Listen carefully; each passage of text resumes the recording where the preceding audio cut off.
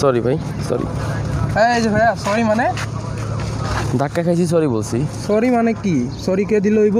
টাকা দিয়ে সরি করলে হইব? কোন এলাকাতে আইছো? মানে বাসা কি? কই? বাসা কই? কোন এলাকাতে আইছো?